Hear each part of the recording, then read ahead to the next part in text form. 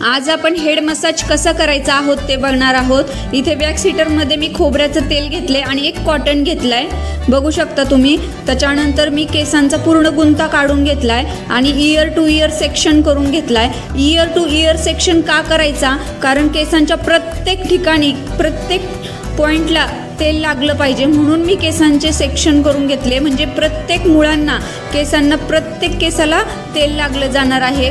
त्याच्यानंतर आपल्याला पूर्ण सेक्शन व्यवस्थित करून घ्यायचे आणि सेक्शन वाईजच आपल्याला तेल लावायचे। डोक्याची मालिश कशी करायची हा अनेक जणांचा प्रश्न असतो। जर मालिश व्यवस्थितरित्या नाही झाली तर काय होते? तर केस गळण्याचे प्रमाण अधिकच वाढते।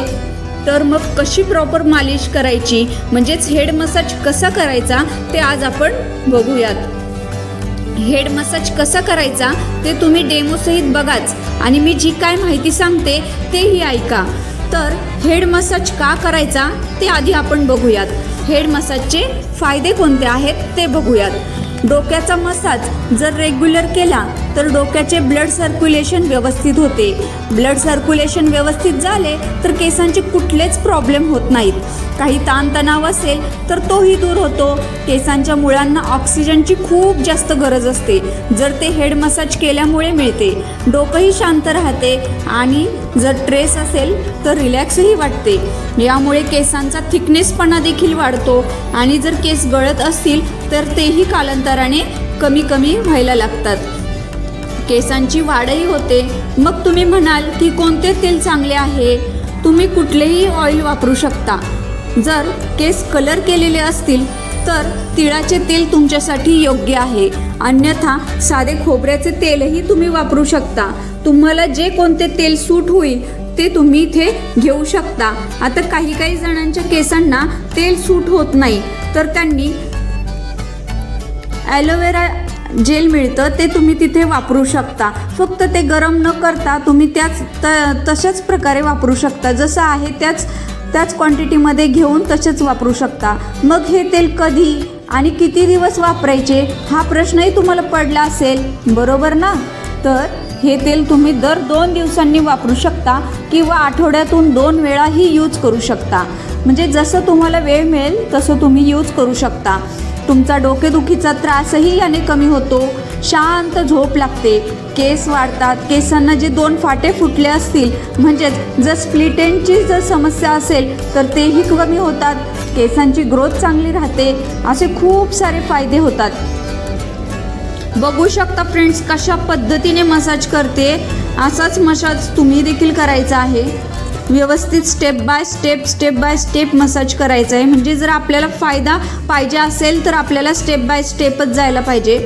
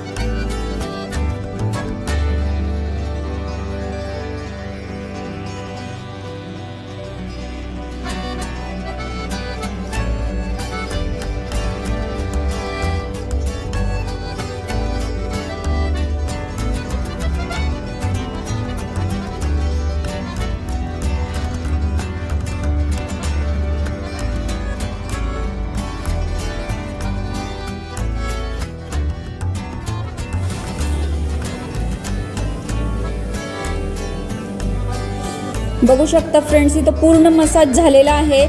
त्याच्यानंतर मी एक पोनी बांधून घेतलेली आहे आणि आता आपल्याला स्टीम द्यायची आहे। त्यासाठी असं स्टीमर मिळतं, हेड स्टीमर म्हणतात याला। हे स्टीम देण्यासाठी वापरतात। स्टीम द्यायची आपल्याला। स्टीम तुम्ही 5 ते 10 मिनटं स्टीम द्यायची आहे। स्टीम दिल्यानंतर बघू शकता फ्रेंड्स केस पूर्ण गरम झालेली असतात। अशा पद्धतीने आपल्याला हेड मसाज करायचा आहे फ्रेंड्स. तर तुम्हाला कसा वाटला आजचा व्हिडिओ मला कमेंट बॉक्समध्ये कळवा. आणि हो, चॅनलला सबस्क्राईब करायला विसरू नका. चला तर भेटूया पुढच्या व्हिडिओमध्ये नवीन विषय घेऊन. तोपर्यंत टाटा, बाय बाय.